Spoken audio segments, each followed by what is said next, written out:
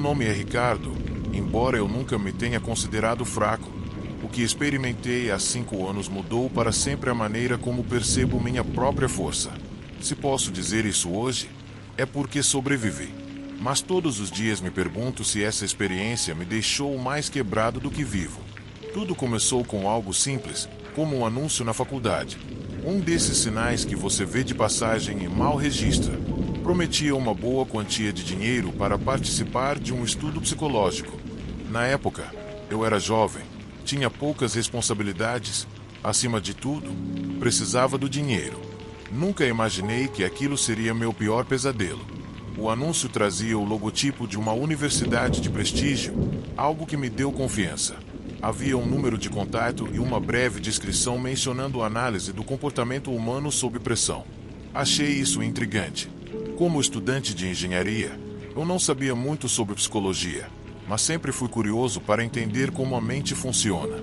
Liguei para o número, depois de algumas perguntas básicas, fui convocado para um prédio de aparência indefinida nos arredores da cidade. Lembro-me claramente do dia em que cheguei. Era um edifício cinza e discreto, cercado por um pequeno estacionamento e árvores que pareciam ter sido plantadas sem muito cuidado. Na recepção, fui recebido por uma jovem com um sorriso mecânico e um avental branco. Ela me pediu para assinar alguns documentos, uma declaração de consentimento e um acordo de confidencialidade. Não li muito. As letras miúdas pareciam irrelevantes. Se havia uma coisa que eu sabia aos 22 anos era que ninguém lê esses contratos, e ninguém parece se arrepender. Pelo menos, eu pensava assim. Depois de assinar, fui conduzido a uma sala onde o objetivo do experimento me foi explicado. Foi projetado, disseram, para medir a resiliência psicológica e emocional dos participantes sob condições de estresse controlado. Eles falaram sobre luzes brilhantes, sons altos, mas garantiram que tudo estaria supervisionado por especialistas. Parecia desconfortável para mim, mas não perigoso. Eu não seria o único participante. Quando cheguei, já havia outras pessoas no corredor, todas com a mesma expressão curiosa e um pouco nervosa. Nunca imaginei que não veria mais nenhuma delas depois daquele dia. Fui levado para uma pequena sala mal mobiliada, com uma cadeira e uma mesa de metal. As paredes eram completamente brancas, sem janelas.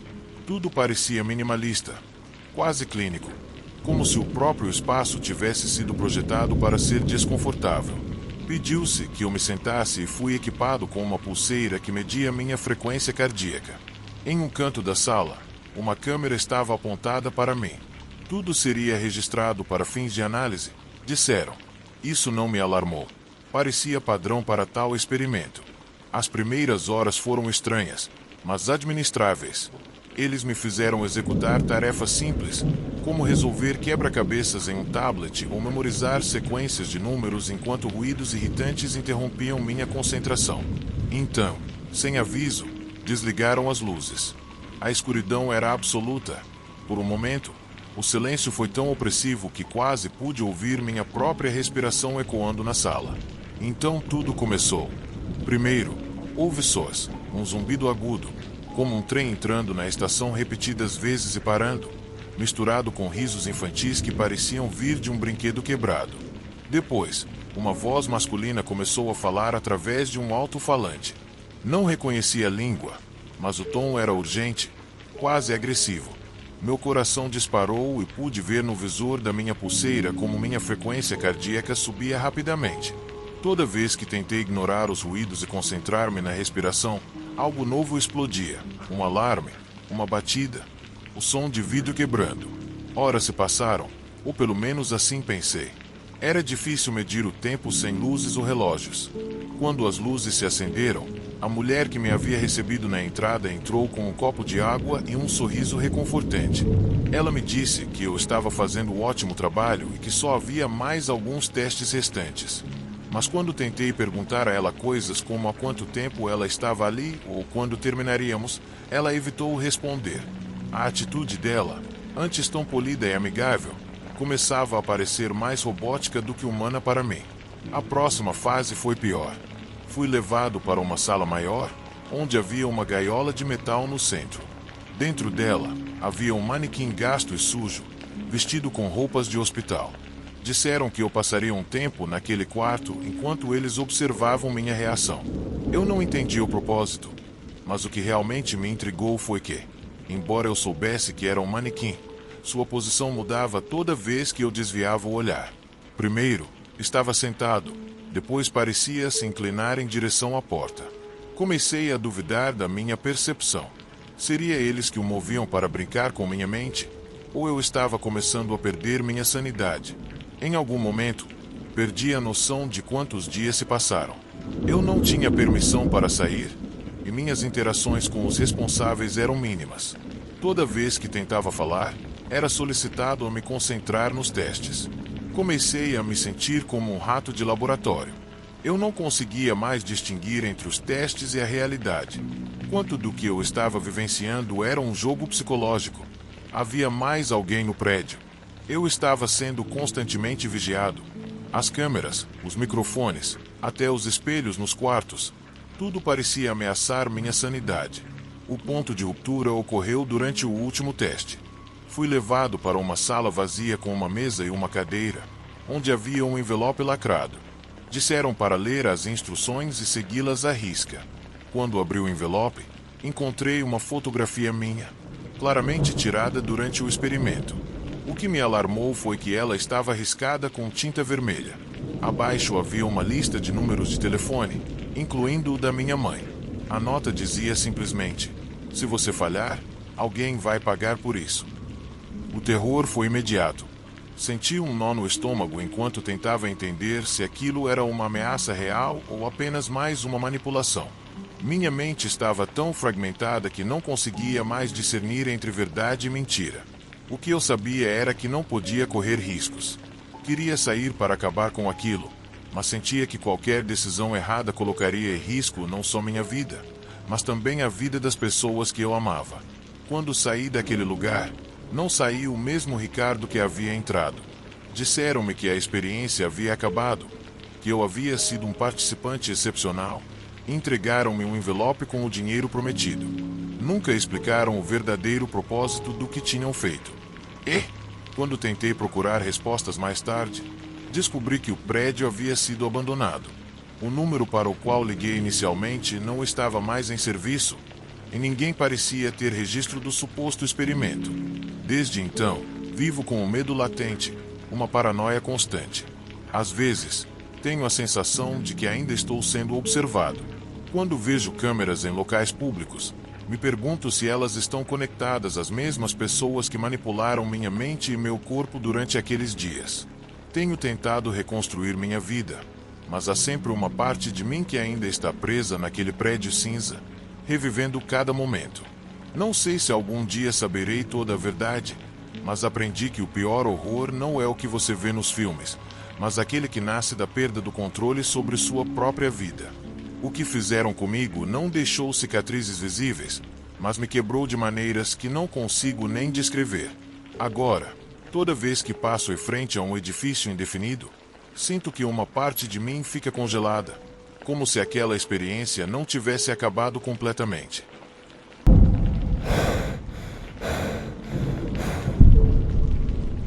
O dia em que meu mundo mudou para sempre, o ar cheirava a fumaça e a umidade da terra.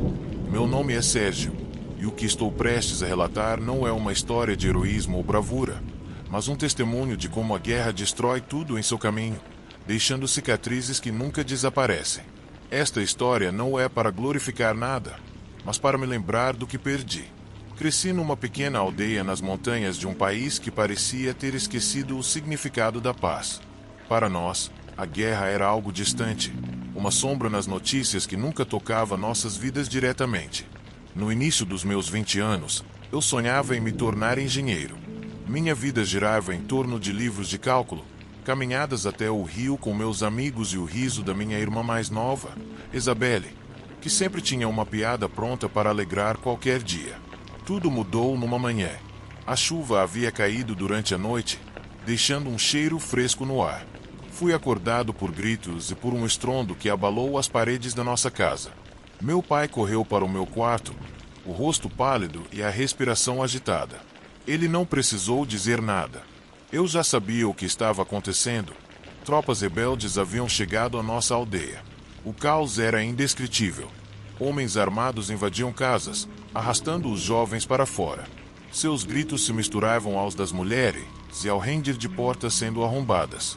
Minha mãe me abraçou com força, como se pudesse me proteger do inevitável. Meu pai tentou negociar com os homens, mas eles o espancaram sem piedade. Naquele momento, entendi que não havia como escapar.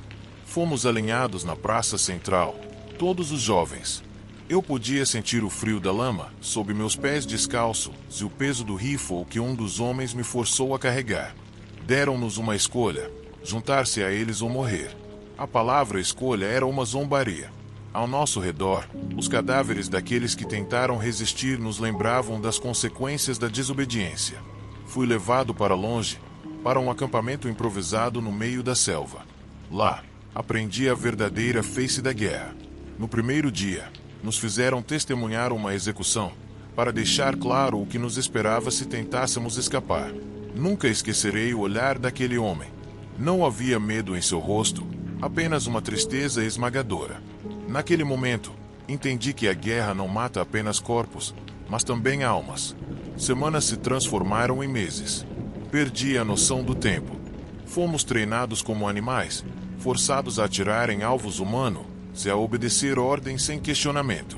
A primeira vez que puxei o gatilho, minhas mãos tremiam tanto que mal consegui segurar a arma. O homem em quem atirei caiu no chão. Embora me dissessem que eu tinha me saído bem, não senti nada parecido com orgulho, apenas um vazio crescente. A vida no acampamento era o inferno. Todas as noites, os gritos de dor e desespero se misturavam ao canto distante dos grilos. Eu sempre pensava na minha família. Se estariam seguros, se um dia eu os veria de novo. Mas tais pensamentos eram perigosos. Demonstrar fraqueza era uma sentença de morte. Por fim, fiz o que era necessário para sobreviver. Tornei-me frio, quase mecânico. Cada missão que nos era atribuída me levava para mais longe da pessoa que eu costumava ser. Fomos enviados para emboscar caravanas militares, queimar aldeias, destruir tudo o que encontrássemos pelo caminho. Vi coisas que nunca poderei esquecer. Vi crianças empunhando armas maiores do que elas próprias, mulheres sendo tratadas como troféus de guerra, homens implorando por suas vidas. Um dia, durante uma emboscada mal-sucedida, a tragédia me atingiu em cheio. Estávamos atacando um comboio que transportava suprimentos quando ouvi um grito familiar. Meu coração parou quando reconheci a voz de Isabelle. Corri em direção ao som, ignorando as balas zumbindo ao meu redor. Lá estava ela, ferida, presa entre os soldados e meus camaradas. Não sei como ela foi parar lá, mas sua presença era uma condenação. Tentei alcançá-la, mas o homem do nosso grupo me impediu. Ele me empurrou ao chão e mandou que eu não me movesse.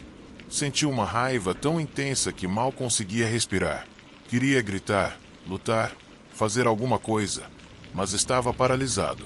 Isabelle olhou para mim uma última vez antes que tudo terminasse em um ensurdecedor rugido. Naquela noite, enquanto a chuva caía sobre o acampamento, chorei pela primeira vez desde que fui levado. Não por mim, mas por ela, por sua vida interrompida, por seu riso que eu nunca mais ouviria. Percebi que a guerra não apenas me roubara a liberdade, mas também as pessoas que eu mais amava. Naquele momento, eu havia mudado para sempre. Já não me importava em sobreviver. Eu queria escapar, mesmo que isso significasse morrer tentando. Planejei minha fuga por semanas, observando os padrões dos guardas e esperando pelo momento certo. Numa noite em que a tempestade era tão intensa que mal se podia enxergar a poucos metros, aproveitei a confusão e corri. A selva era implacável. A chuva tornava o chão escorregadio, e os galhos batiam no meu rosto enquanto eu corria às cegas. Houve tiros atrás de mim, mas não parei. Meu único objetivo era colocar a maior distância possível entre mim e eles. Não sei por quanto tempo corri, mas quando finalmente desmaiei, sabia que havia cruzado algum tipo de fronteira. Fui encontrado por uma patrulha militar no dia seguinte. Inicialmente, pensaram que eu era um inimigo, mas, ao ouvirem minha história, levaram-me para um abrigo. Lá conheci outros rostos marcados pela guerra, pessoas que, como eu, haviam perdido tudo. Durante semanas, Recebi atendimento médico e psicológico, mas nenhum cuidado seria capaz de reparar os danos dentro de mim. Quando voltei para minha aldeia, encontrei um lugar irreconhecível. A guerra o havia devastado. Minha casa estava em ruínas e não havia vestígio da minha família. Perguntei aos poucos vizinhos restantes, mas ninguém sabia de nada. Disseram que muitos haviam fugido, outros foram mortos. Meu coração se partiu em 1000 pedaços ao perceber que talvez eu nunca soubesse o que aconteceu com eles. Hoje, ao contar esta história, tento dar algum sentido a tudo que vivi. Não sou mais o mesmo Sérgio que sonhava em ser engenheiro, que ria com a irmã à beira do rio. A guerra me transformou em alguém que mal consigo reconhecer. Alguém que carrega as cicatrizes do horror gravadas na alma. A guerra não é glória nem vitória. É destruição, dor e perda. É o lembrete constante de tudo aquilo que você nunca poderá recuperar. É um monstro que te devora por dentro, deixando apenas fragmentos de quem você costumava ser. E esses fragmentos, quebrados e irreparáveis, são a única coisa que resta quando a fumaça se dissipa e o silêncio reina outra vez.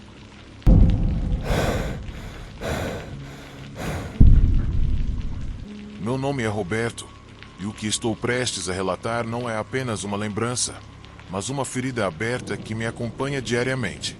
Às vezes fecho os olhos e ainda sinto o balanço da água, o rugido das ondas e o frio cortante daquela noite. Uma jornada que começou com esperança acabou nos jogando no abismo do desespero. Tudo começou como uma oportunidade para escapar da monotonia. Um amigo de infância, Ernesto, me convidou para participar de uma expedição de pesca na costa sul. Ernesto era um homem robusto, com um riso contagiante e uma habilidade natural para ler o mar.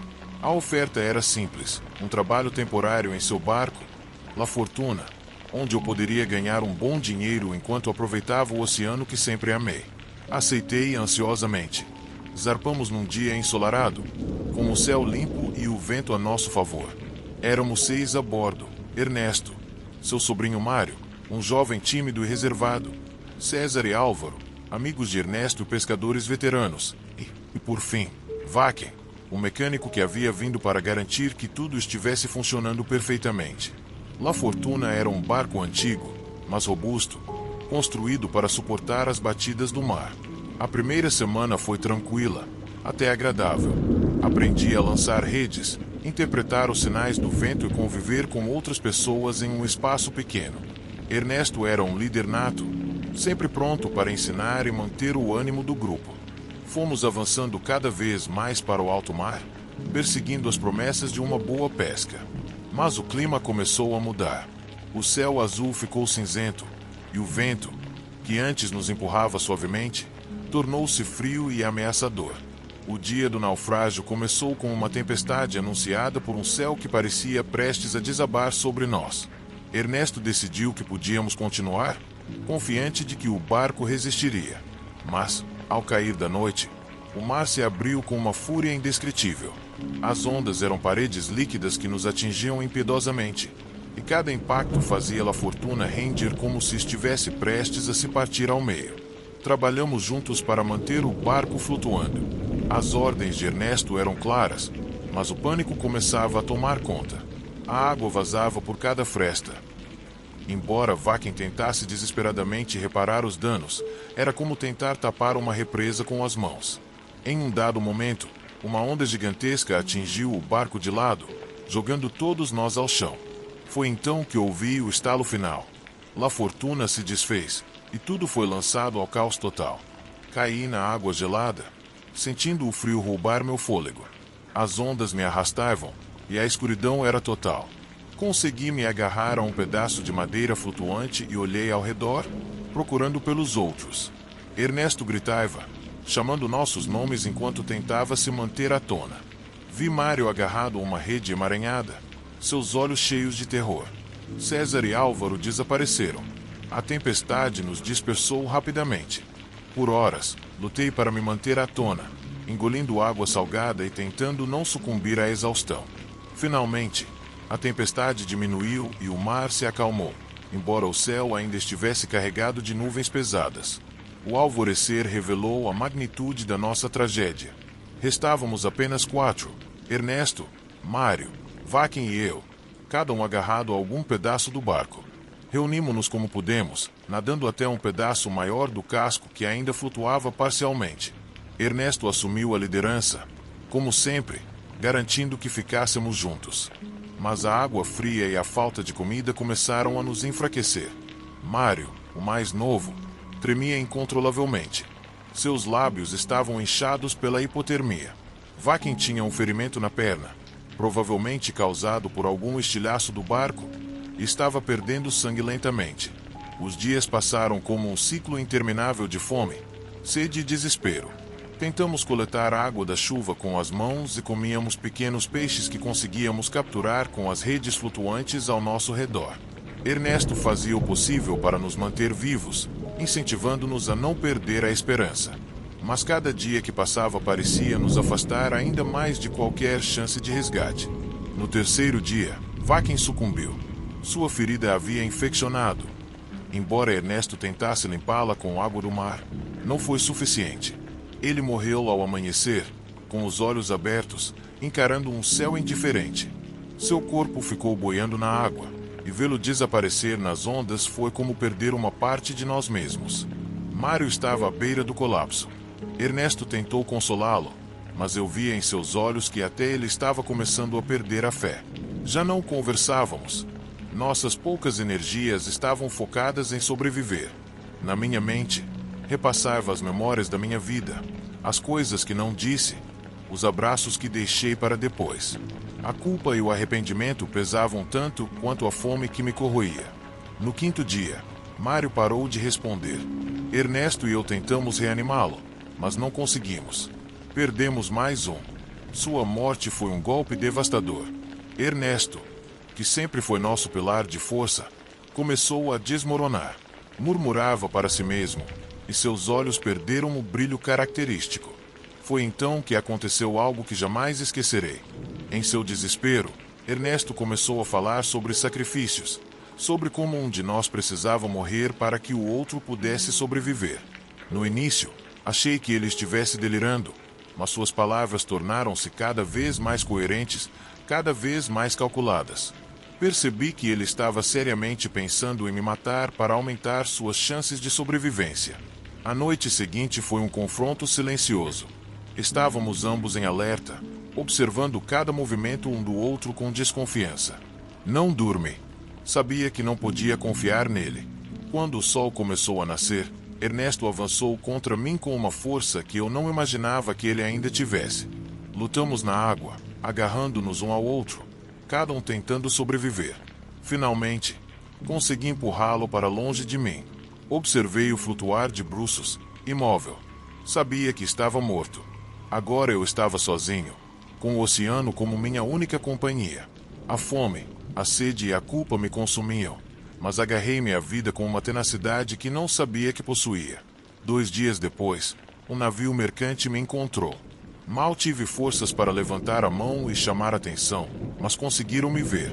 Quando acordei na enfermaria do navio, soube que havia sobrevivido, mas a um custo que jamais esquecerei. Nunca mais voltei ao mar, e creio que jamais voltarei. O oceano, antes meu refúgio, tornou-se minha prisão. E, embora eu tenha tentado seguir em frente, as noites ainda trazem consigo o rugido das ondas, o frio da água e os rostos daqueles que não voltaram comigo.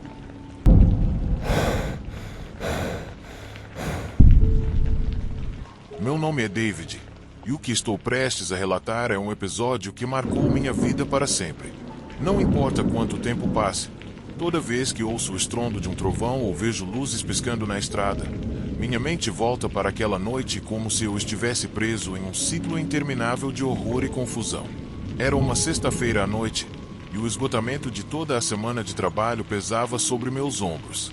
Eu estava dirigindo a horas, percorrendo uma estrada escura e sinuosa na direção da casa do meu irmão, nos arredores da cidade. Lembro-me distintamente de que o céu estava coberto por nuvens espessas e pesadas, um prenúncio de uma tempestade iminente. O rádio do carro era meu único companheiro, tocando uma mistura de notícias e música ambiente que mal registrava enquanto eu mantinha minha atenção na estrada. O tráfego era moderado, mas, de vez em quando, Veículos passavam em alta velocidade, e suas luzes me cegavam brevemente na escuridão. Em algum momento da noite, comecei a perceber que a estrada estava mais vazia. Havia quilômetros e quilômetros de asfalto desolado, ladeado por matas densas e escuras. Apesar do silêncio, uma sensação estranha começou a se instalar no meu peito, uma inquietação que eu não conseguia explicar. De repente, o destino interveio. Uma figura surgiu do nada no meio da estrada, iluminada pelos faróis do meu carro. Tudo aconteceu em frações de segundo. Girei o volante bruscamente para evitar o impacto, mas a manobra foi agressiva demais. Perdi o controle do carro, que começou a derrapar no asfalto molhado. Um som ensurdecedor de metal e vidro quebrando encheu o ar, enquanto o veículo girava várias vezes antes de parar contra uma árvore à beira da estrada. A primeira sensação foi de confusão. Eu não entendia o que havia acontecido, onde estava ou se estava ferido. O cheiro de borracha queimada e gasolina enchia o ar, misturado com a umidade da floresta. O para-brisa estava estilhaçado, e meu corpo permanecia imóvel, como se cada músculo tivesse congelado no impacto. Senti um calor pegajoso escorrendo pela testa. Estava sangrando. Depois do que pareceram horas, recuperei a capacidade de me mover. Tentei sair do carro, mas a porta estava emperrada. Através do vidro quebrado, vi a silhueta da figura que havia surgido na estrada. Era um homem, embora eu mal conseguisse distinguir seus traços na penumbra. Ele se aproximou lentamente, mancando levemente, até parar bem à frente do meu veículo. Seu olhar era penetrante, quase inquisitivo, como se estivesse avaliando o meu estado. Instintivamente, senti que havia algo errado. Ele não se ofereceu para me ajudar, nem demonstrou qualquer preocupação com minha condição. Em vez disso, apenas ficou parado ali, imóvel, com uma expressão que gelou meu sangue. Finalmente, conseguiu abrir a porta do motorista com um puxão forte e me ajudou a sair. Eu mal conseguia ficar de pé, mas ele não parecia interessado nas minhas reclamações ou dúvidas. Apontou em direção à floresta, gesticulando para que eu o seguisse. Naquele momento, minha mente estava nublada de confusão e medo, mas algo no comportamento dele me dizia que eu não deveria confiar. Ainda assim, não tinha muita escolha. O carro estava completamente destruído, e meu celular havia voado para fora do alcance durante o acidente. Decidi segui-lo, na esperança de encontrar ajuda ou, pelo menos, um abrigo temporário até conseguir contato com alguém. Ele me conduziu por uma trilha estreita e encharcada que serpenteava entre as árvores. A tempestade finalmente desabou, e a chuva começou a cair com força, nos encharcando em minutos. O único som era o estalar de galhos sob nossos pés e o tamborilar incessante das gotas nas folhas. À medida que avançávamos, notei que o homem carregava algo na mão, um objeto metálico que refletia fracamente a luz dos relâmpagos. Meus sentidos se aguçaram e a adrenalina começou a correr em minhas veias. Algo estava muito errado. Seu andar, seu silêncio, até mesmo sua postura, transmitiam sinais de perigo. Foi então que vi a cabana. Estava escondida entre as árvores, mal visível da estrada. Não parecia um abrigo aconchegante, mas sim um lugar abandonado, esquecido pelo tempo. O homem abriu a porta e gesticulou para que eu entrasse. Lá dentro, a atmosfera era tão fria e escura quanto lá fora. Havia móveis frágeis, um cheiro pungente que eu não conseguia identificar e várias manchas escuras e perturbadoras no chão, que pareciam estar ali há muito tempo. Meu instinto gritava que eu precisava sair dali o quanto antes. Conforme o tempo passava, o homem começou a agir de forma mais errática. Fazia perguntas estranhas, algumas das quais nem faziam sentido, enquanto brincava com a barra de metal em suas mãos. Tentei me manter calmo, mas minha mente estava em alerta constante, procurando uma maneira de escapar. Finalmente, encontrei uma oportunidade. Enquanto ele vasculhava um dos cômodos da cabana, aproveitei para fugir. Minhas pernas pareciam de chumbo, mas o medo me guiava. Corri em direção à estrada sem olhar para trás, torcendo para que algum motorista passasse e pudesse me ajudar. O homem correu atrás de mim, gritando algo que eu não quis entender. Seus passos se aproximavam cada vez mais. Foi quando vi as luzes. Um caminhão se aproximava em alta velocidade. Corri para o meio da estrada, acenando freneticamente. O veículo parou bruscamente, e o motorista desceu rapidamente, perguntando o que havia acontecido. Antes que eu pudesse responder, o homem que me perseguia parou na orla da floresta, nos observando das sombras. Ele não disse nada, apenas me lançou um último olhar e desapareceu entre as árvores. O caminhoneiro me levou ao hospital mais próximo, onde finalmente me senti seguro. Mais tarde, soube que a polícia havia encontrado a cabana, mas não o homem. Lá dentro, descobriram ferramentas enferrujadas, cordas e evidências de que aquela não era a primeira vez que alguém estivera lá em circunstâncias semelhantes. Embora eu tenha sobrevivido, aquela noite deixou uma marca indelével em mim. Não dirijo mais à noite e evito estradas solitárias sempre que possível. O medo do desconhecido, da escuridão e o rosto daquele homem ainda me assombram. Embora ele nunca tenha sido encontrado, sei que está lá fora, esperando por sua próxima vítima.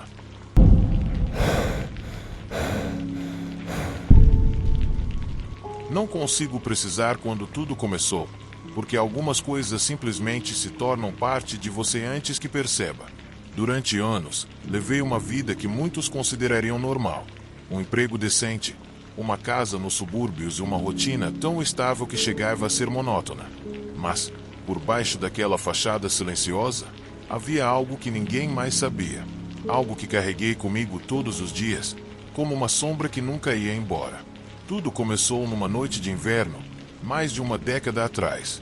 Eu tinha 23 anos, recém-saído da faculdade, com a cabeça cheia de ideias e um ego alimentado pelo senso de invencibilidade que só a juventude pode oferecer. Saímos para comemorar com alguns amigos, um grupo de rapazes com quem eu compartilhava mais bebidas do que conversas profundas. Naquela noite, bebemos demais. Na nossa euforia, decidimos dirigir até um mirante próximo, um lugar isolado onde costumávamos ir para gritar no vazio e sentir-nos livres. Eu era quem dirigia. Não deveria ter feito isso, mas, na época, as consequências pareciam distantes e improváveis. Lembro que estávamos rindo, cantando a plenos pulmões, até que uma figura apareceu na estrada. Foi questão de segundos. Um baque, um grito, freios rangendo, e então, um silêncio que pareceu se estender por tempo demais. Quando saí do carro, o vi, um homem de meia idade, deitado no asfalto. Ele não se movia. Eu não sabia o que fazer. Meus amigos gritavam que deveríamos sair dali, que ninguém nos viu, que não havia sentido em arruinar nossas vidas por causa de um acidente. No meu estado de confusão e medo, eu os ouvi. Entramos no carro e fomos embora, deixando o homem ali. Como se, ao deixá-lo, pudéssemos escapar da culpa também. Não houve notícia no dia seguinte, nem no outro, mas minha vida mudou a partir daquele momento. No começo, eu esperava constantemente que alguém batesse à minha porta, que a polícia descobrisse o que fizemos. Mas os dias passaram, e o mundo continuou girando. Dentro de mim, porém, algo havia se quebrado. Tentei seguir em frente e construir uma vida. Mudei de cidade, parei de falar com os amigos que estavam comigo naquela noite e enterrei a memória do que aconteceu tão fundo quanto pude. Funcionou, pelo menos por um tempo. Mas o peso daquela noite sempre esteve ali, como uma faca que você se acostuma a sentir. Não porque parou de doer, mas porque aprendeu a conviver com a dor. Anos depois, conheci Carla. Ela era tudo o que eu não merecia. Inteligente, gentil, com um sorriso que iluminava qualquer ambiente. Me apaixonei por ela quase imediatamente, embora soubesse desde o início que jamais poderia contar o que eu havia feito. Como você explica algo assim para a pessoa que ama? Nos casamos, e nossa vida juntos era tudo o que eu poderia ter sonhado.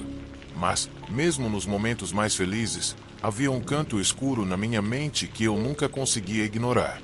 Às vezes, eu acordava no meio da noite, suando, com o eco daquele baque nos ouvidos. Outras vezes, via o rosto do homem em meus sonhos, olhando para mim com olhos acusadores. Houve noites em que eu ficava até tarde checando janelas e portas, convencido de que alguém lá fora me observava, esperando. Carla notava meus comportamentos, mas nunca fazia muitas perguntas. Dizia que eu era um homem reservado e respeitava meu espaço. Embora seus olhos, às vezes, demonstrassem preocupação. Ela tentava justificar meus ataques de ansiedade, dizendo que era normal trazer o estresse do trabalho para casa. Mas eu sabia que era mais do que isso. Era culpa, um veneno que se infiltrava em cada canto da minha vida. Um dia, quando eu já estava casado com Carla havia quase 10 anos, recebi uma carta. Não tinha endereço de remetente, apenas meu nome escrito em letras desajeitadas. Quando abri, encontrei uma nota que dizia: "Eu sei o que você fez. Vejo você amanhã às 19 horas, no café da esquina."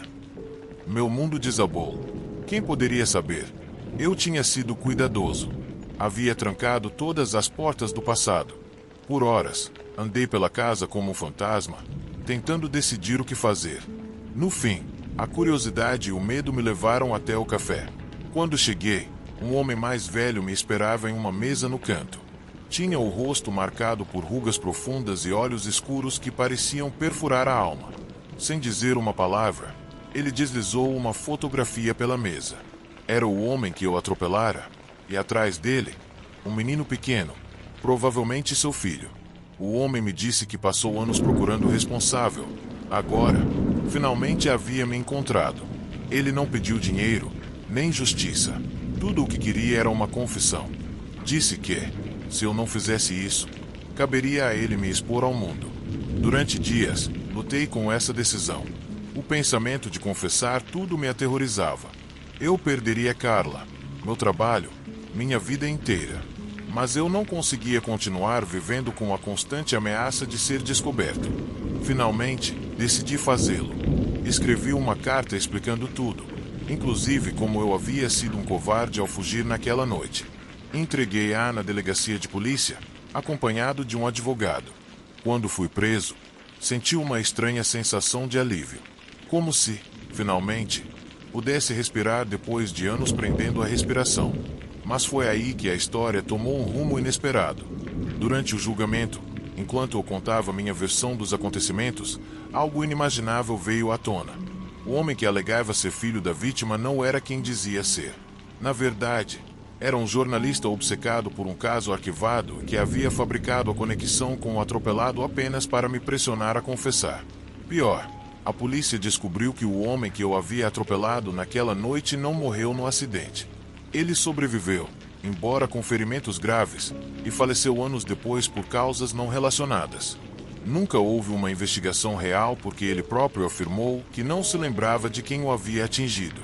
Fui condenado por abandonar a cena, mas a sentença foi mínima. Fui libertado da prisão meses depois, com uma liberdade que agora pesava mais do que nunca. Não apenas eu fugira naquela noite, como também permiti que a culpa destruísse minha vida por anos. Quando voltei para casa, Carla havia partido. Ela foi embora assim que descobriu a verdade. Minha vida, construída sobre mentiras e omissões, havia desmoronado completamente. Hoje, vivo sozinho em um pequeno apartamento cinzento. Trabalho em algo que mal me dá o suficiente para sobreviver, e passo minhas noites pensando em tudo o que poderia ter sido. Meu maior castigo não foi a lei, nem o tempo atrás das grades. É saber que o homem que eu fui naquela noite ainda vive dentro de mim, e que talvez eu nunca consiga escapar dele. Todos os dias me pergunto se poderia ter feito algo diferente. Se tivesse tido coragem de encarar as consequências, em vez de construir uma vida sobre uma fundação podre. E, nas noites mais silenciosas, quando o mundo parece parar, ainda consigo ouvir o baque na estrada e o sussurro dos meus próprios medos. Eu sei o que você fez. O quê?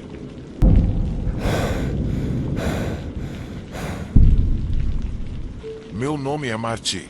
E, se alguém me dissesse anos atrás que eu terminaria falando sobre isso, eu provavelmente riria. Agora, sentado à minha mesa, em uma sala trancada, com a paranoia ainda espreitando nos cantos mais escuros da minha mente, eu sei que esta não é uma história para se rir. Esta é a história de como eu quase perdi tudo. Minha identidade, minha vida e minha liberdade. Tudo nas mãos de um grupo escondido atrás da fachada de um suposto caminho para a iluminação. Tudo começou quando eu estava passando por um dos momentos mais baixos da minha vida. Meu relacionamento de anos havia terminado abruptamente.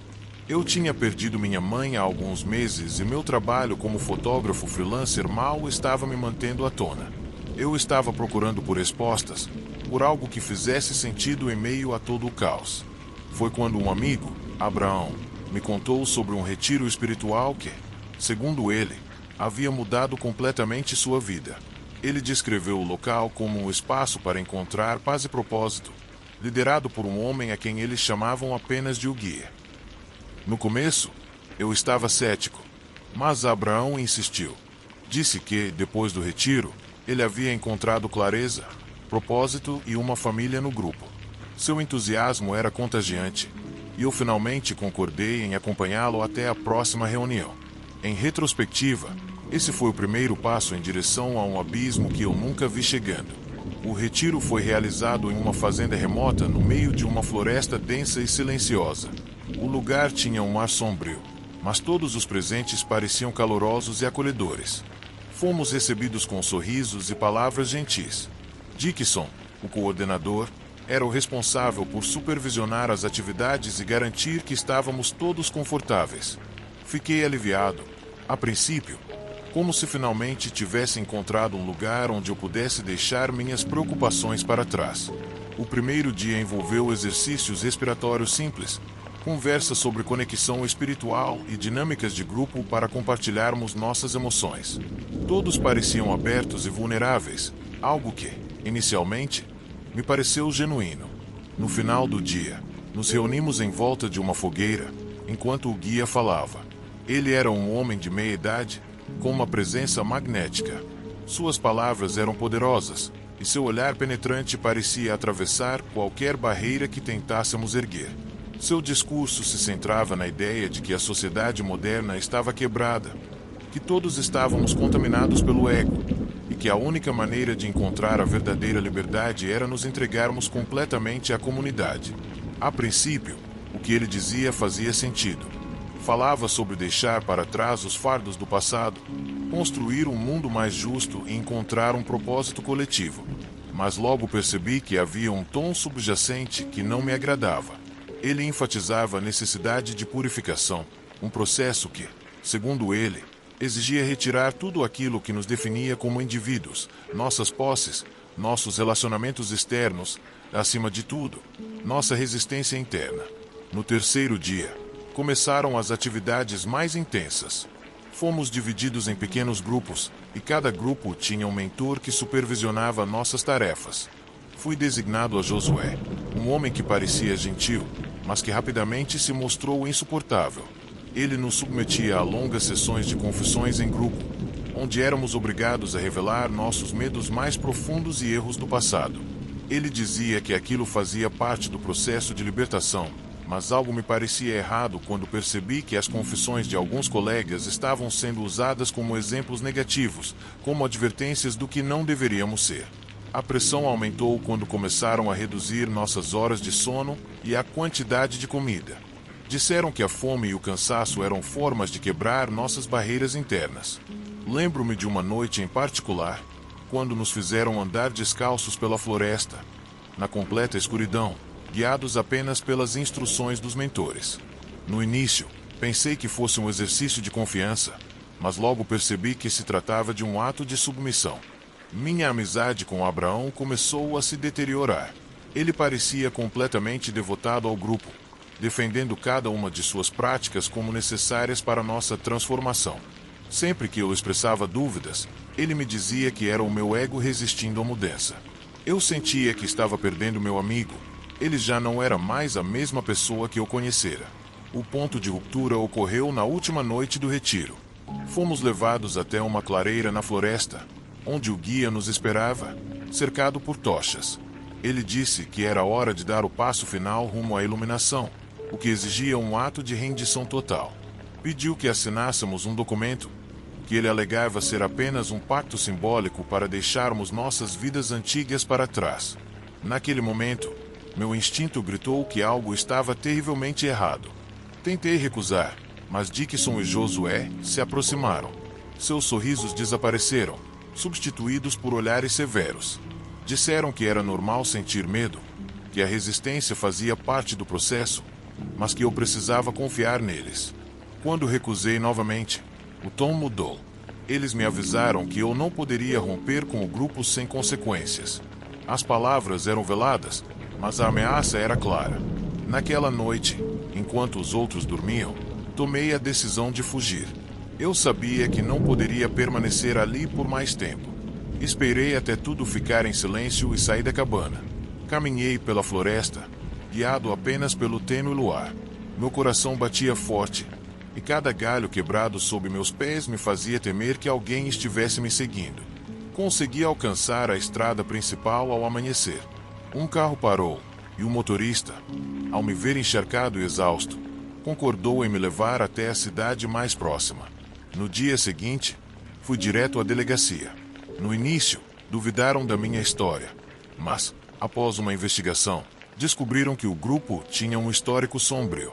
Não era a primeira vez que alguém tentava escapar deles. Abraão nunca mais atendeu minhas ligações. Os meses seguintes foram uma luta para reconstruir minha vida, para me libertar da manipulação psicológica e do medo constante. Às vezes, me pergunto o que teria acontecido se eu tivesse assinado aquele documento. Se eu tivesse me rendido completamente ao controle deles. Hoje, eu sei que o verdadeiro terror não está no sobrenatural, mas na capacidade humana de destruir o outro em nome de uma causa.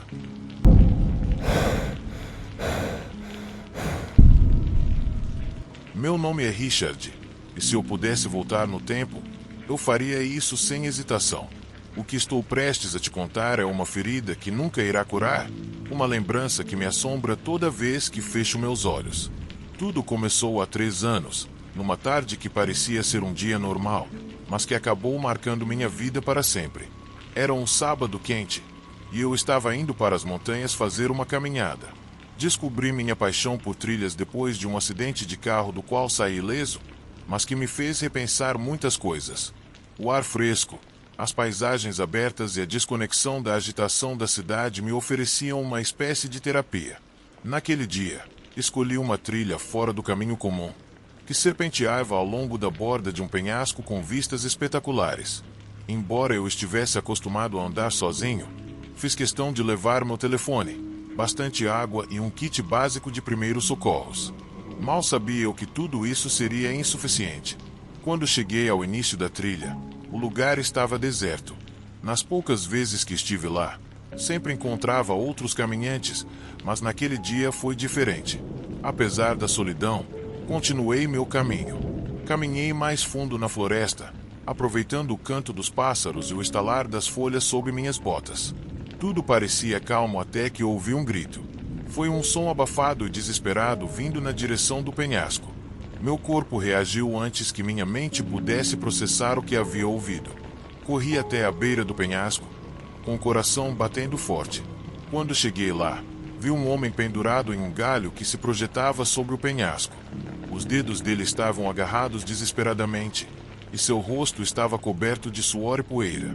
Ele gritava, pedindo ajuda, enquanto seus pés procuravam um apoio que não existia. Soube naquele instante que não podia deixá-lo ali.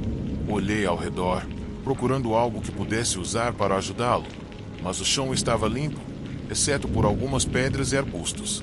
Ajoelhei-me na borda e estendi a mão para ele. O galho que o segurava rangeu a cada movimento, ameaçando quebrar a qualquer momento. Pedi que tentasse escalar, usando as pernas para se impulsionar, enquanto eu o puxava para cima. O homem, que mais tarde soube se chamar Manuel, era mais pesado do que eu imaginava. Quando o puxei, senti meus músculos protestarem. A mão dele escorregou, e por um instante pensei que iria perdê-lo, mas ele conseguiu se agarrar novamente. O galho rangeu outra vez, e meu desespero cresceu. A cada segundo que passava, era uma luta contra o tempo. Minhas mãos começaram a suar, e o peso de Manuel me carregava perigosamente perto da borda. O solo era instável, e meu corpo tremia com o esforço. Tentei me ancorar a uma rocha próxima com os pés, mas não havia apoio suficiente. Senti sua força começar a desaparecer. Seu rosto refletia o terror de alguém que vê seu fim se aproximar. Seus olhos encontraram os meus, e naquele instante soube que não seria suficiente tentar sozinho. Eu precisava de algo mais para salvá-lo. Disse a ele para segurar firme enquanto eu procurava uma solução. Corri de volta para a trilha, onde me lembrei de ter visto uma corda abandonada ao lado de um poste de madeira. Peguei a corda e corri de volta para o penhasco, minhas pernas se movendo mais rápido do que eu pensava ser possível. Mas quando cheguei, a cena que encontrei me paralisou. Manuel não estava mais lá. Seu grito ecoava em meus ouvidos antes que o silêncio absoluto cobrisse tudo. Olhei por cima da borda e vi seu corpo imóvel no fundo da ravina, cercado por rochas e arbustos. Um arrepio inexplicável percorreu meu corpo. Meu peito subia e descia violentamente, e as lágrimas começaram a fluir incontrolavelmente. Fiquei ali por alguns minutos, imóvel, processando o que acabará de acontecer. Minha mente se encheu de... Se eu tivesse reagido mais rápido, se eu tivesse mais força, se eu não tivesse ido sozinho naquele dia. Mas nenhum deles importava. Manuel estava morto, e eu não consegui salvá-lo. Decidi descer até o fundo da ravina para ter certeza de que não havia mais esperança. Mesmo sabendo que era inútil, a descida era complicada e perigosa. Raspei minhas mãos e pernas enquanto tentava manter o equilíbrio nas pedras soltas. Quando finalmente cheguei, vi seu corpo de perto. Seu rosto estava sereno, como se o medo tivesse desaparecido no último instante. Senti uma mistura de tristeza e culpa tão profunda que mal conseguia respirar. Peguei meu telefone e liguei para os serviços de emergência. Dei a eles as coordenadas aproximadas e esperei pelo corpo de Manuel, incapaz de deixá-lo sozinho. O tempo passou lentamente, e cada minuto foi uma tortura. Quando os socorristas chegaram, tentei explicar o que havia acontecido, mas as palavras ficaram presas na garganta. Eles me olharam com uma mistura de compaixão e profissionalismo, assumindo anotar tudo enquanto faziam seu trabalho. Chegar em casa naquela noite foi uma das experiências mais difíceis da minha vida. A estrada estava envolta em uma escuridão que parecia consumir tudo, e minha mente continuava repetindo o momento em que as mãos dele escorregaram das minhas. Não consegui dormir naquela noite nem nas noites seguintes. Cada vez que fechava os olhos, via seu rosto e sentia o vazio de não ter sido capaz de fazer mais. Com o tempo, descobri mais sobre Manuel. Ele era um homem de meia idade, casado, com 2 filhos pequenos. Tinha ido fazer aquela caminhada depois de uma discussão com a esposa, buscando um pouco de paz na natureza. Saber disso só fez minha culpa crescer. Imaginei sua família esperando pelo seu retorno e a dor que deveriam ter sentido ao saber o que havia acontecido. Tentei encontrar consolo na ideia de que fiz o melhor que pude, mas a verdade é que não foi suficiente. Toda vez que volto para a montanha, carrego o peso daquele dia comigo, como uma lembrança constante da fragilidade da vida e de como é fácil perder tudo num instante. Essa experiência mudou minha perspectiva para sempre. Não importa o quanto eu tente, nunca vou conseguir apagar a memória daquele resgate fracassado, nem o rosto de Manuel em seus últimos momentos.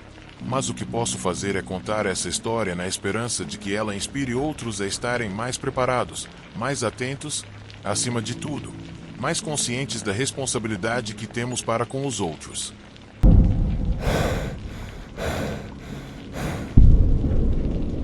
A chuva sempre me deu uma sensação de conforto. A serenidade da queda das gotas, o som surdo da torrente de chuvas batendo no telhado do meu apartamento, me permitia desconectar do mundo exterior. Mas, naquele dia, a chuva, longe de ser uma calmaria, tornou-se o prenúncio de uma reviravolta terrível em minha vida.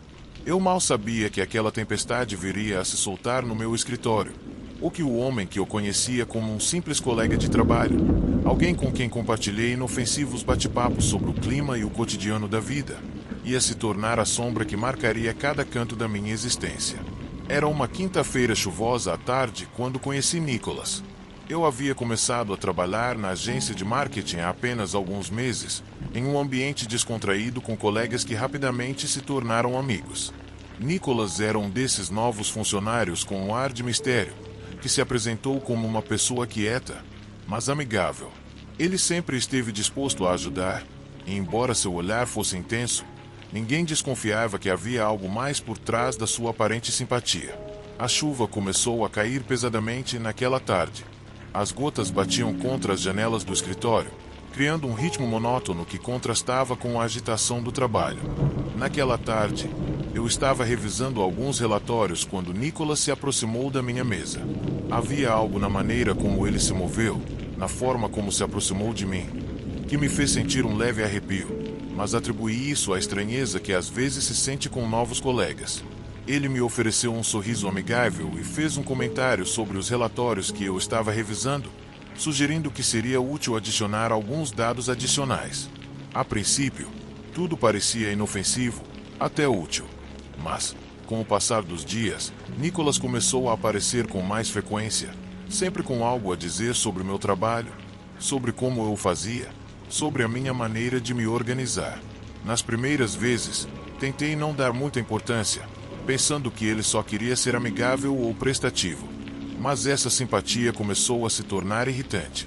Toda vez que eu saía do meu escritório para dar uma pausa ou ir ao banheiro, ele estava observando por perto.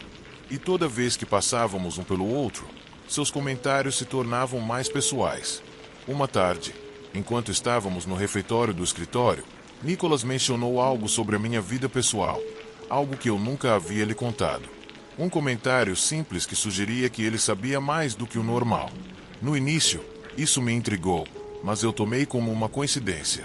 No entanto, logo isso se tornou rotina. Ele aparecia nos momentos mais inesperados, falando comigo sobre minha vida privada com conhecimento que ele não deveria ter. Uma noite, após o longo dia de trabalho, fui até o estacionamento para ir para casa. A chuva caía torrencialmente, borrando a vista e criando poças por todo lado. Quando cheguei ao carro, senti alguém me observando. Quando me virei, lá estava Nicholas, parado sob a luz de um poste, me encarando. Sua expressão estava vazia, quase sem emoção. Ele só me disse que tinha sido um prazer trabalhar juntos naquele dia, mas havia algo em seu tom que fez meu sangue gelar. A maneira como ele olhou para mim, como se estivesse me analisando, deixou-me com uma sensação estranha que não consegui tirar da minha mente. Naquela noite, não dormi bem. A ansiedade começou a tomar conta de mim. Toda vez que pensava nele, algo dentro de mim me dizia que ele não era apenas um colega, mas alguém com intenções obscuras. Os dias passaram e Nicholas começou a me seguir sem que eu pudesse fazer nada para impedir. Ele chegava ao trabalho antes de mim. Ficava até tarde, sempre em momentos em que pensei que ele não me veria. Eu não conseguia mais me concentrar no meu trabalho. Não podia descansar sem que sua figura aparecesse em meus pensamentos. Tudo começou a parecer um jogo de poder, e eu, incapaz de escapar do seu olhar, sentia-me preso em sua teia. As piadas do começo do ano se tornaram implacáveis críticas a cada movimento meu. Se eu esquecia uma tarefa, ele a apontava em público, com um sorriso que não alcançava os olhos. Suas palavras se tornaram agressivas, embora nunca parecessem assim. A presença dele me deixava desconfortável, amedrontado, e esse desconforto começou a afetar tanto o meu desempenho no trabalho que caiu drasticamente. Eu sentia que não conseguia fazer nada certo. Tudo parecia girar em torno da sua constante vigilância. Às vezes, eu pensava que ele estava me observando das sombras, que tudo o que fazia era para me provocar, para me fazer sentir pequeno e vulnerável.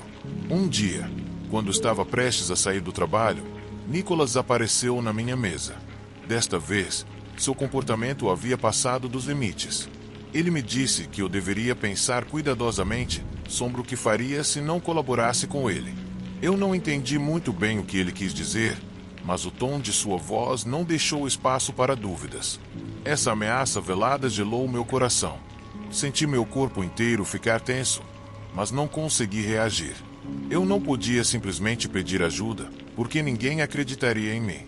Nicholas era o tipo de pessoa que sabia manipular os outros com seu sorriso calmo e palavras suaves. Ninguém acreditaria que ele pudesse ser perigoso. A situação escalou rapidamente. Nicholas começou a aparecer em lugares onde não deveria. Eu o via no saguão do meu prédio, fora do supermercado, até perto da minha casa. A cada momento, medo e paranoia tomavam conta de mim. Eu sabia que não podia mais viver assim. Não suportava ficar olhando constantemente por cima do ombro, imaginando se ele estava por perto, se ele me seguia. Uma tarde, depois de uma semana particularmente tensa, resolvi falar com a segurança do prédio. Expliquei o que estava acontecendo, mesmo sabendo que seria difícil acreditarem. Felizmente, o pessoal da segurança me ouviu. Aparentemente, Nicholas já havia tido um comportamento estranho com outros colegas de trabalho, embora nenhuma ação séria tivesse sido tomada. O segurança me informou que alertaria a polícia caso o vissem perto da instalação. No dia seguinte, enquanto eu dirigia para o trabalho sob a chuva torrencial, vi Nicholas em pé na frente do prédio. Havia algo diferente em sua atitude, algo completamente distinto. Eu me senti vulnerável, mas, naquele momento, não estava sozinho. A polícia havia sido alertada, e assim que Nicholas me viu, veio me fazer um dos seus comentários habituais sobre minha atitude. Desta vez, porém, um policial o parou. Ele não ofereceu resistência, mas seu rosto tinha um sorriso frio e calculista, como se soubesse que estava prestes a perder o controle que tinha sobre mim. A prisão de Nicholas foi um alívio para mim, mas a sensação de estar sendo observado nunca desapareceu completamente. Embora eu tivesse conseguido escapar de sua perseguição constante, o dano já estava feito. Foram semanas até que eu pudesse voltar ao normal no trabalho. O medo, a ansiedade e o estresse ficaram comigo por muito tempo. E, embora Nicholas estivesse fora da minha vida, as cicatrizes emocionais que ele deixou demoraram a sarar. Por fim, soube que Nicholas tinha um histórico de comportamento violento, um homem perigoso, com um talento para manipular e controlar aqueles ao seu redor, e que não hesitou em fazer da minha vida um verdadeiro inferno. Felizmente, tudo terminou quando a polícia conseguiu prendê-lo antes que ele pudesse me fazer mais mal. Mas, na minha mente, as sombras daquela tempestade nunca desapareceram completamente.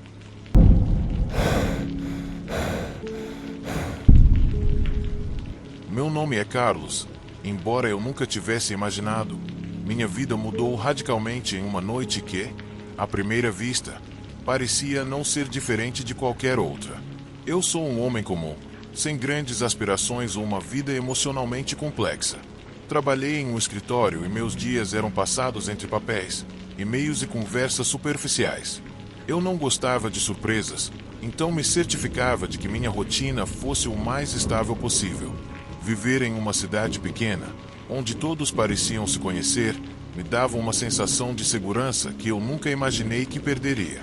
Em uma tarde de setembro, quando o céu estava cinza e as primeiras chuvas caíam pesadamente sobre o asfalto, eu estava voltando para meu apartamento depois de um longo dia de trabalho. Como de costume, peguei o ônibus e desci na mesma estação de sempre, a poucos quarteirões de casa. O vento estava frio, mas nada fora do comum. Eu caminhava pela rua pensando sobre o que teria que fazer no dia seguinte, quando algo chamou minha atenção. Na esquina, perto de um pequeno parque, um homem estava sentado em um banco. Sua presença era incomum, embora no começo eu não soubesse entender o porquê. Ele não era um homem particularmente marcante, mas sua postura me pareceu estranha. Ele parecia nervoso, inquieto, e estava constantemente olhando de lado como se estivesse esperando algo ou alguém. Apesar da minha natureza indiferente, algo na atitude dele me pareceu desconcertante e não pude deixar de observá-lo mais de perto. Mas o ignorei e continuei caminhando em direção ao meu apartamento. À distância, vi um grupo de crianças brincando na chuva e alguns casais caminhando pela calçada, ignorando o clima que começava a ficar mais tempestuoso.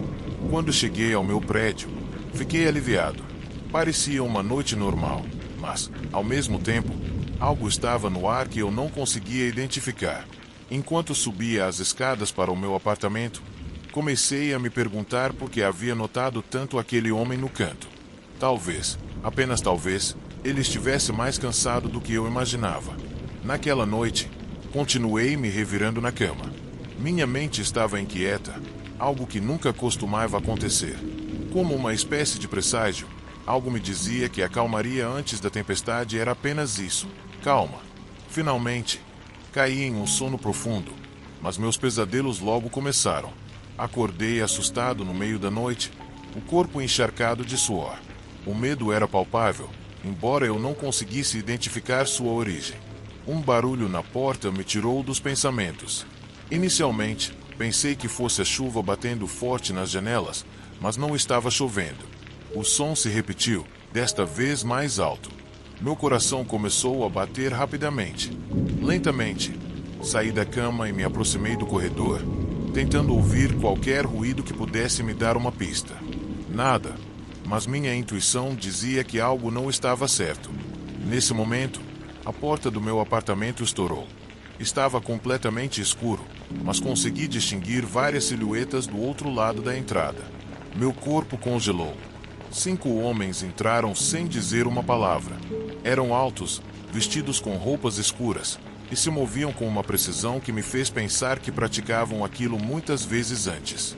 Nenhum deles pareceu surpreso com minha reação. Minha garganta fechou, mas eu não consegui emitir som algum. Eles me empurraram para trás e me forçaram a ir até o banheiro, onde seguraram meus braços. Posso dizer que, naquele momento, minha mente entrou em estado de negação. Pensei que fosse um sonho, algo que não poderia ser real. No entanto, a dor nos pulsos e o frio da sala me lembraram que o que eu estava vivendo era mais assustador do que qualquer pesadelo. Um dos homens, o único que parecia ser o líder, começou a falar comigo calmamente, mas suas palavras não faziam sentido para mim. Eu não entendia o que estava acontecendo. Estava completamente à mercê deles, sem saber o que queriam ou por que estavam ali. Depois de alguns minutos, eles me fizeram caminhar até a porta, onde me empurraram para fora da minha própria casa e para dentro de um veículo escuro. Não havia nada que eu pudesse fazer para detê-los. Na verdade, nem me foi dada a oportunidade de falar. O trajeto no veículo foi longo e silencioso. Embora a cidade parecesse inalterada, eu sentia como se estivesse me afastando de tudo o que conhecia. Os homens não falaram entre si, e eu não ousei quebrar o silêncio. Uma sensação de desamparo me encheu de uma ansiedade palpável, e meus pensamentos estavam misturados com um medo visceral. O que eles queriam de mim? Para onde estavam me levando? O carro parou em frente a um prédio em ruínas, em uma área completamente isolada. Eu não sabia o que esperar, mas o lugar parecia uma prisão abandonada. Fui arrastado para dentro do prédio, onde as paredes de concreto pareciam me observar com uma indiferença fria e cruel. Lá dentro, os homens me deixaram em um quarto vazio, fechando a porta com um baque surdo. Eu estava sozinho, completamente sozinho, sem saber o que aconteceria em seguida.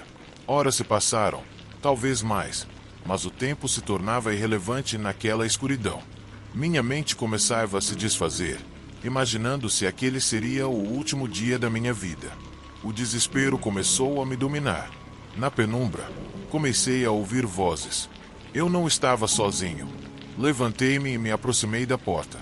Minha mente corria a 1000 por hora, tentando decifrar se havia alguma chance de escapar, lutar ou até mesmo sobreviver. A porta se abriu com um rangido metálico. Novamente, os homens entraram, e desta vez, um deles, o mais novo, olhou para mim. Parecia haver algo no olhar dele que não podia ser ignorado, algo que eu não conseguia entender. Mas o que aconteceu em seguida me deixou completamente perplexo. Em vez do que eu esperava, os homens começaram a conversar entre si. O líder parecia estar discutindo algo com os outros. E por um momento, senti que ele deliberava sobre algo importante. O que eles queriam comigo? Por que tudo aquilo? O rapaz que me observava me disse para continuar quieto. Em vez de me bater ou ameaçar, eles me ofereceram um acordo, uma negociação. Não era o que eu esperava, mas meu medo não me deixou recusar. O jovem explicou que estavam seguindo pela pessoa errada. A verdade, ao que parecia, era que o homem que eles queriam não era eu, mas outro chamado Eduardo, um conhecido de um deles. Fiquei aliviado, mas também completamente confuso. O que estava acontecendo? Não entendia como eles poderiam cometer um erro tão grave. Porque eu, no entanto, me deixaram sozinho por alguns dias até que um policial apareceu no local. A polícia conseguiu rastrear os sequestradores graças a uma denúncia anônima que um dos homens havia feito por acidente. Acontece que o grupo era uma gangue organizada, mas o que mais me marcou foi que um dos membros, o líder, era parente de alguém próximo a mim. Alguém que, como viria a descobrir depois, fazia parte de uma rivalidade entre famílias. Eduardo, O homem para quem eu fora sequestrado por engano estava envolvido em um caso muito maior do que eu imaginava. Os homens foram presos e a verdade veio à tona. Ainda hoje não consigo evitar me perguntar como fui pego em uma guerra que não tinha nada a ver comigo. Meus dias normais se transformaram em um inferno. E, embora eu tenha sido libertado, o sentimento de estar preso, de não ter controle sobre o que aconteceu comigo, nunca desapareceu. O que aconteceu naquela noite mudou minha vida irreparavelmente. Não só porque quase perdi minha vida, mas porque nunca mais olharei ao meu redor da mesma forma. O medo, embora agora mais administrável, permanece, e eu nunca vou parar de me perguntar quem poderia estar me observando.